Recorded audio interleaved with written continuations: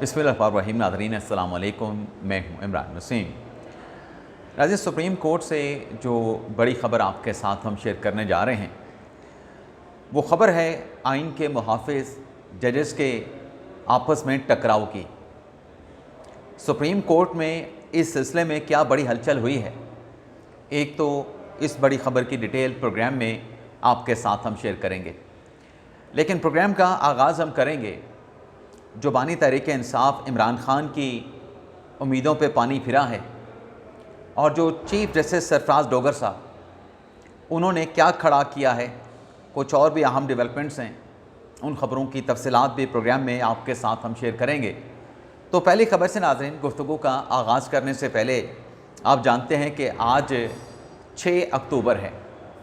और इमरान ख़ान के ख़िलाफ़ और बुशरा बीबी साहिबा के ख़िलाफ़ जो तोशाखाना 2 का केस है उसकी आज बड़ी अहम समाअत होने जा रही है, क्योंकि आखिरी समाअत जो इमरान ख़ान साहब की लीगल टीम के वकील कौसैन फैसल मुफ्ती की दरख्वास्त पे अदालत की वजह से मुलतवी की गई थी, उस आखिरी समाअत का जो हुक्मनामा जज साहब ने जारी किया था शाहरुख अंजुमन साहब ने,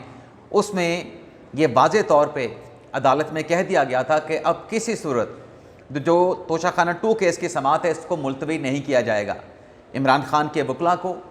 और जो इमरान ख़ान के ख़िलाफ़ प्रोसिक्यूशन की टीम है उन्हें ये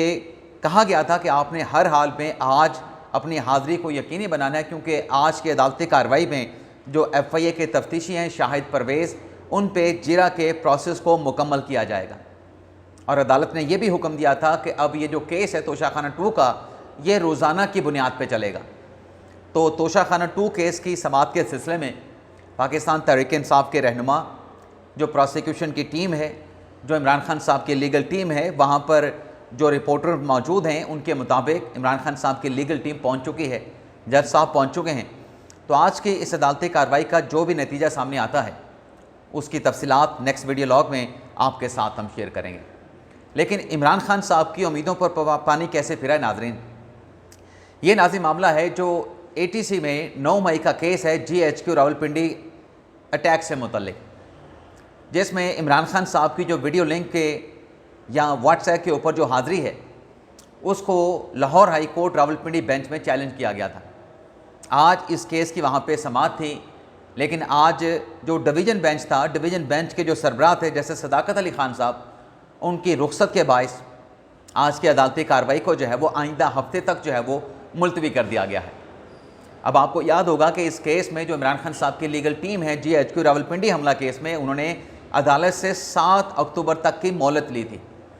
और जज साहब ने, अमजद अली शाह साहब ने केस की समाअत को 7 अक्टूबर तक मुलतवी कर दिया था कि आप चलें, आप कहते हैं कि अदालती कार्रवाई को प्रोसिक्यूशन के गवाहान के जो बयानात कलमबंद हो रहे हैं उसका सिलसिला हम इस तरीके से रोक देते हैं कि 7 अक्टूबर तक इस केस की सुनवाई नहीं करते। इस दौरान आपका केस 6 अक्टूबर को लाहौर हाई कोर्ट पिंडी बेंच में लगा है, आप वहाँ से फ़ैसला ले आएँ, हुक्म इम्तना ले आएँ, तो अदालती कार्रवाई को आगे नहीं बढ़ाया जाएगा। लेकिन आज पिंडी बेंच में इस केस की समाअत जज साहब की रुख्सत की वजह से, अदम दस्तयाबी की वजह से नहीं हो सकी है। तो इमरान ख़ान साहब और इमरान ख़ान साहब की लीगल टीम की उम्मीदों पे पानी फिर गया है, जो हुक्म इम्तना आज वो हासिल करने के लिए Lahore high court Rawalpindi bench पहुँचे थे। अब आते हैं इस्लामाबाद हाई कोर्ट की बात करते हैं। नाज़रीन, आपको याद होगा कि गिलगित बल्तिस्तान के सुप्रीम कोर्ट के जो चीफ जस्टिस थे राना शमीम साहब, उनकी तरफ से एक एफिडेविट दिया गया था जिसमें यह कहा गया था कि जो नवाज शरीफ हैं उनको सज़ा दिलवाने में जो साबिक चीफ जस्टिस साकिब निसार साहब हैं उनका बड़ा रोल था, बड़ा किरदार था। अब इस एफिडेविट के मामले पे जो कि अंसार अब्बासी साहब ने रोज़नामा जंग में छाप दिया था, उस पर इस्लामाबाद हाई कोर्ट के जो उस वक्त के चीफ जस्टिस थे अतर मिनल्ला साहब, उन्होंने तौहीन अदालत की कार्रवाई का आगाज़ किया था। आज नाज़रीन ये केस इस्लामाबाद हाई कोर्ट ने 3 साल के बाद डिस्पोज ऑफ कर दिया है। आज जब ये केस सरफराज डोगर साहब की अदालत में लगा तो मीर शकील रहमान और अंसार अब्बासी साहब, उनको भी नोटिस किया गया था। उनके वकील अब्दुल्ला पेश हुए और वकील अब्दुल्ला ने कहा कि इस केस में जब फ़र्द जुर्म राना शमीम पे आयद कर दी गई तो उनकी तरफ से गैर मशरूत माफ़ी मांग ली गई थी। तो उनकी गैर मशरूत माफ़ी के बाद अब यह केस गैर मौसर हो चुका है, जिस पर सरफराज डोगर साहब ने राना शमीम की जो अपॉलोजी थी उसको एक्सेप्ट करते हुए इस केस को आज डिस्पोज ऑफ कर दिया है गैर मौसर करार देते हुए राना शमीम की गैर मशरूत माफ़ी की रोशनी में। तो एक नाज़रीन ये डेवलपमेंट हुई है। अब नाज़रीन आते हैं 26वीं आईनी तरमीम की बात करते हैं। नाज़रीन गुज़िश्ता साल इन्हीं दिनों में जब 26वीं आईनी तरमीम पार्लियामेंट की जानिब से पास की गई, ग़ालिबन 21 या 22 अक्टूबर को, और चीफ जस्टिस याह्या अफरीदी साहब ने 26 अक्टूबर को काजी फैसल साहब की रिटायरमेंट के बाद नए चीफ जस्टिस ऑफ पाकिस्तान के ओहदे का हलफ उठा लिया। अगर नाज़रीन 26वीं आईनी तरमीम पास ना होती तो जस्टिस मंसूर अली शाह साहब, जो कि उस वक्त सुप्रीम कोर्ट के सीनियर प्यूनी जज थे, आज भी सीनियर प्यूनी जज हैं, अगर ये 26वीं आईनी तरमीम पार्लियामेंट से मंजूर ना होती तो ऑटोमेटिकली मंसूर अली शाह साहब ने चीफ जस्टिस ऑफ पाकिस्तान बन जाना था। लेकिन 26वीं आईनी तरमीम की मंजूरी के बाद 3 नामों का जो पैनल गया, जो चीफ जस्टिस के इंतखाब का तरीक़ाकार तब्दील कर दिया गया, उसमें याह्या अफरीदी साहब का बतौर चीफ जस्टिस ऑफ पाकिस्तान पार्लिमानी कमेटी ने इंतखाब किया। याह्या अफरीदी साहब ने हलफ उठा लिया। अब नाज़रीन ये हलफ उठाने के बाद 26th अमेंडमेंट के ख़िलाफ़ कोई 36 दरख्वास्तें, यानी 3 दर्जन के करीब दरख्वास्तें सुप्रीम कोर्ट ऑफ पाकिस्तान में दायर की गई। अब उसमें किस किस की दरख्वास्त है? उसमें पाकिस्तान तहरीक इंसाफ की दरख्वास्त है, उसमें सुन्नी इत्तेहाद कौंसिल की दरख्वास्त है, उसमें मुख्तलिफ पाकिस्तान की जो बार एसोसिएशंस हैं उनकी दरख्वास्तें हैं। अभी जो सुप्रीम कोर्ट बार का इलेक्शन होने जा रहा है उसमें हामिद खान ग्रुप के जो उम्मीदवार हैं सदर के, तौफीक आसिफ साहब, उनकी दरख्वास्त है। बलूचिस्तान से नेशनलिस्ट रहनुमा अख्तर मेंगल साहब की दरख्वास्त है। जमात इस्लामी भी 26वीं आईनी तरमीम के ख़िलाफ़ सुप्रीम कोर्ट में दरख्वास्त गुजार है। और आप जानते हैं कि जस्टिस अमीनुद्दीन खान साहब की सरबराही में जो 8 रुकनी बेंच बना है, वो बेंच कल 7 अक्टूबर से 26वीं आईनी तरमीम के ख़िलाफ़ दायर की गई दरख्वास्तों पर समाअत करने जा रहा है। और इन दरख्वास्तों पर पहली समाअत आपको याद होगा कि जनवरी 2025 को हुई थी। ये दूसरी समाअत कल होने जा रही है। तो पहली समाअत पे फेडरेशन को और मुतल्लिका जो वजारतें हैं उनको नोटिस कर दिया गया था। लेकिन नाज़रीन खबर ये है कि सुप्रीम कोर्ट के 8 रुकनी बेंच के उस जनवरी में जारी किए गए नोटिस पे कोई जवाब, कोई रिप्लाई सुप्रीम कोर्ट में जमा दाखिल जो है वो नहीं करवाया जाएगा। उसकी वजह सरकारी ज़राए की तरफ से ये बताई गई है कि ये अदालती कार्रवाई को अटेंड करने का नोटिस था। ये नोटिस जो है कोई कंसाइज स्टेटमेंट या तहरीरी जवाब दाखिल करने के लिए नहीं था। तो कल सरकार के वकला और जो अटॉर्नी जनरल हैं वो मामलत के लिए अदालत में पेश होंगे। अदालत जो हुक्म करेगी उस हुक्म के मुताबिक अदालती कार्रवाई जो है वो आगे बढ़ेगी 26वीं आईनी तरमीम के ख़िलाफ़। अब नाज़रीन जो बेंच बना है 8 रुकनी, उसमें अमीनुद्दीन खान साहब हैं, जमाल मंदोखेल साहब हैं, जस्टिस मोहम्मद अली मदर साहब हैं, जस्टिस आयशा मलिक साहबा भी हैं। अब आयशा मलिक साहबा पे यहाँ पे पॉज करके ये कहना चाहूँगा कि जो मखसूस नशिस्तों में इख्तलाफी नोट आयशा मलिक साहबा का आया, उसमें आयशा मलिक साहबा ने कहा कि चूँकि जुडिशल कमीशन में हुकूमती अक्सरियत है तो लिहाजा ये जो बेंच मखसूस नशिस्तों के लिए बना है, इसमें जजेस की जो नॉमिनेशंस की गई हैं वो फेयरनेस के साथ नहीं की गई, वो ट्रांसपेरेंसी के साथ नहीं की गई। अब यहाँ पे सवाल ये पैदा होता है कि अगर आयशा मलिक साहबा आईनी बेंच के लिए जजेस की नॉमिनेशन पे एतराज़ उठा रही हैं तो आयशा मलिक साहबा को भी उसी हुकूमत के जो अरकान थे फिर उनकी तरफ से नामज़द किया गया है।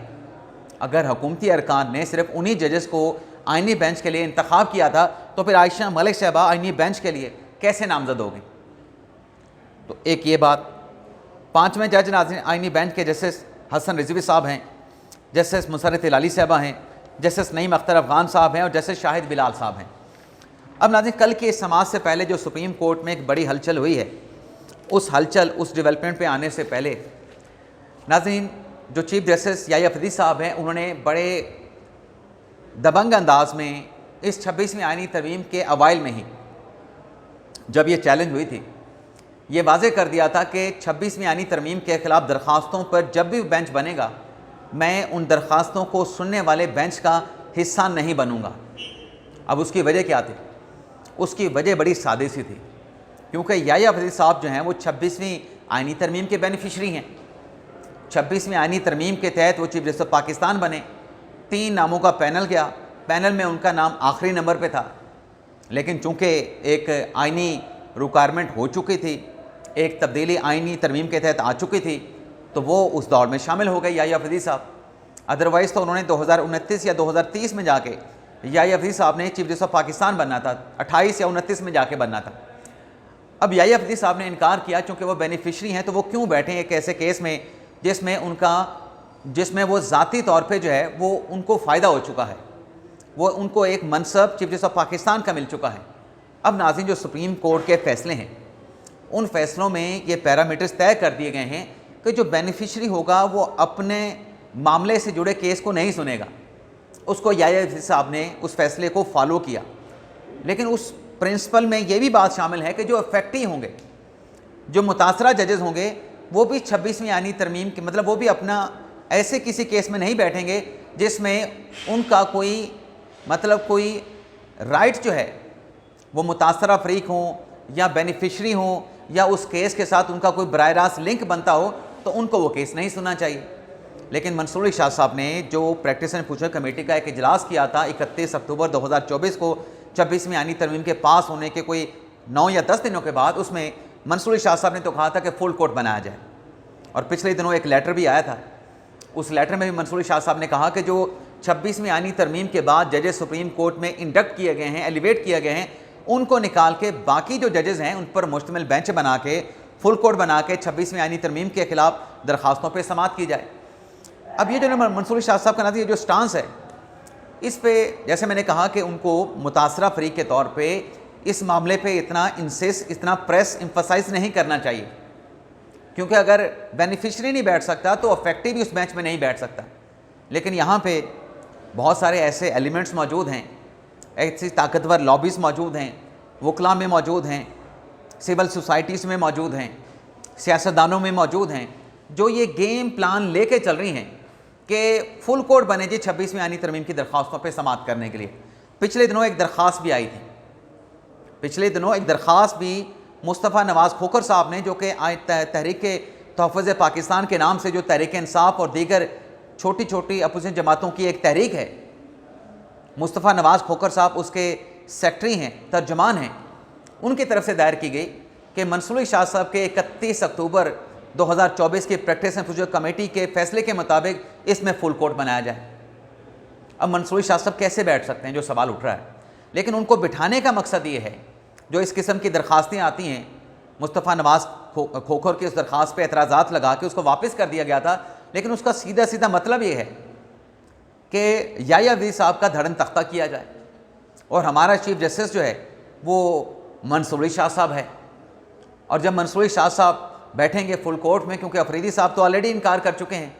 तो शायद ये समझते हैं कि 26वीं आईनी तरमीम कलअदम हो जाएगी। अब नाज़रीन, अगर आप इदाद शुमार देखें, चलें नए जो सुप्रीम कोर्ट में जजेस आए हैं उनको निकाल कर भी अगर बाकी का जज बेंच बनता है, 13 रुकनी बने, 14 रुकनी बने, तब भी 26वीं आईनी तरमीम आइन के तहत, जो आइन में लिखा गया है कि कोई अदालत आइनी तरमीम को टच नहीं कर सकती, आइनी तरमीम को कलअदम करार नहीं दे सकती। लेकिन यहाँ पे ये ज़ोर डाला जा रहा है। अब जो मुस्तफ़ा नवाज़ खोखर साहब की जो पटिशन एतराज़ात के साथ वापस हुई थी, मुस्तफ़ा नवाज़ खोखर साहब ने उस एतराज़ात के ख़िलाफ़ चैम्बर अपील फ़ाइल कर दी है। और मुस्तफ़ा नवाज़ खोखर साहब ये कहते हैं कि रजिस्ट्रार ऑफिस इस बात का फ़ैसला नहीं कर सकता कि जो 26वीं आईनी तरमीम के ख़िलाफ़ दायर की गई दरख्वास्त है फुल कोर्ट की तश्कील के लिए, मंसूर अली शाह साहब के प्रैक्टिस एंड फ्यूचर कमेटी के फ़ैसले पर, जो कि लीगल बाइंडिंग है सुप्रीम कोर्ट के इंतज़ामिया पे कि उस पर फुल कोर्ट बने और फुल कोर्ट 26वीं आईनी तरमीम के ख़िलाफ़ दरख्वास्तों की समाअत करे, इस फैसले बाइंडिंग फ़ैसले को आप रद्द नहीं कर सकते। और इसमें चैम्बर अपील में मुस्तफ़ा नवाज़ खोखर साहब, जिनके वकील जस्टिस रिटायर्ड शाहिद जमील साहब हैं, वो ये कहते हैं कि अदलिया की आज़ादी जो है ये अवामी दिलचस्पी का मामला है और दाद रसी इस मामले के ऊपर सिर्फ सुप्रीम कोर्ट आर्टिकल 184(3) के केस में ही हो सकती है। और इस दरख्वास्त में कहा गया है कि 19 सितंबर के जो रजिस्ट्रार ऑफिस के एतराज़ात हैं उनको मुस्तरद करके, उनको खारिज करके हमारी ये दरख्वास्त एक्सेप्ट की जाए कॉन्स्टिट्यूशन पिटीशन, और मंसूर अली शाह साहब को बेंच में बिठाया जाए। यानी अगर मंसूर अली शाह साहब फ़र्ज़ करें कि आइनी बेंच के लिए जो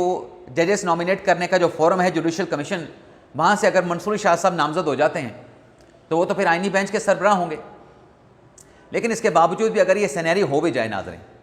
मंसूर अली शाह साहब शामिल हो जाएं, मुनीब अख्तर साहब शामिल हो जाएं, तब भी मुझे नहीं लगता कि ये आइनी बेंच से 26वीं आइनी तरमीम जो है वो कलअदम करार पाएगी। लेकिन मेरी एक ज़ाती ख्वाहिश भी है कि ये जो एक खिचड़ी बनी है 26वीं आइनी तरमीम के नतीजे में, कि सुप्रीम कोर्ट के अंदर ही 2 अदालतें लग गई हैं, रेगुलर बेंचेस हैं, आइनी बेंचेस हैं, इस पर डेफिनेटली आइनी बेंच को फैसला करना चाहिए। और मेरी ख्वाहिश के मुताबिक अगर ये फैसला हो भी जाए, अब मैं एक और अहम बात करने लगा हूँ कि 26वीं आइनी तरमीम जो है वो नहीं होनी चाहिए थी, जुडिशल रिव्यू में इसको कलअदम करार दे दिया जाता है। इस सूरत में भी जो लोगों की ख्वाहिशात हैं कि मंसूर अली शाह साहब चीफ जस्टिस बन जाएँ, 26वीं आइनी तरमीम कलअदम हो जाए और याहिया अब्दी साहब चीफ जस्टिस ना रहें, अगर 26वीं आइनी तरमीम कलअदम हो भी जाए तब भी जो ट्रांजैक्शंस हो चुकी हैं, जो चीफ जस्टिस अफरीदी साहब बन चुके हैं, उनकी कुर्सी को कोई नहीं हिला सकता। उनकी कुर्सी अगर 26वीं आइनी तरमीम कलअदम भी हो जाए तब भी नहीं लड़ सकती उस फैसले से। चूँकि मुझे ऐसा लगता है कि ये जो तरीक़ाकार जो हाई कोर्ट में अगर अडॉप्ट कर लिया गया है कि चीफ जस्टिस के लिए पैनल आएगा सीनियर जजेस का हाई कोर्ट से, तो फिर ये तरीक़ाकार सुप्रीम कोर्ट में क्यों नहीं हो सकता? यानी हाई कोर्ट में तो अगर चीफ जस्टिस बनना है तो वहाँ पे उनकी कोई लीगल लेजिटिमेसी नहीं है। सीनियर प्यूनी जो जज है वो चीफ जस्टिस बनने का अहल नहीं होगा, वहाँ से 3 या 5 नामों का पैनल आएगा, तो ये पैनल फिर सुप्रीम कोर्ट से क्यों नहीं जा सकता? आर्टिकल 25 का फिर यहाँ पे भी इतलाक़ होगा। तो बेशक आइनी बेंच 26वीं आइनी तरमीम को कलअदम ही कर दे, लेकिन यहाँ पे जो आर्टिकल 25 है कि सबके साथ मसावी सलूक होना चाहिए, तो फिर इम्तियाजी सलूक कैसे हो सकता है कि सुप्रीम कोर्ट का सीनियर प्यूनी जज जो है, जब बाकी मैकेनिज़्म हाई कोर्ट्स के लिए मौजूद है कि सीनियर प्यूनी जज नहीं पैनल से चीफ जस्टिस का इंतखाब होगा, तो फिर वो पैनल वाला सिलसिला यहाँ पर भी उसका इतलाक़ होगा, सारी 26वीं तरमीम उड़ जाएगी। लेकिन ये जो पैनल वाला नुक्ता है कि चीफ जस्टिस का अख्तियार जो है, इंतखाब जो है वो पैनल से होगा, ये प्रोविज़न मुझे नहीं लगता कि 26वीं आइनी तरमीम से ये कलअदम हो पाएगी। वैसे तो 26वीं आइनी तरमीम मौजूद रहेगी, लेकिन जिनकी ख्वाहिशात है अगर ऐसा हो भी जाए, लेकिन ये नुक्ता नहीं ख़त्म हो सकता। नाज़रीन, इसके अलावा नाज़रीन एक और अहम ख़बर नाज़रीन ये है कि चलें उसको अगले व्लॉग के लिए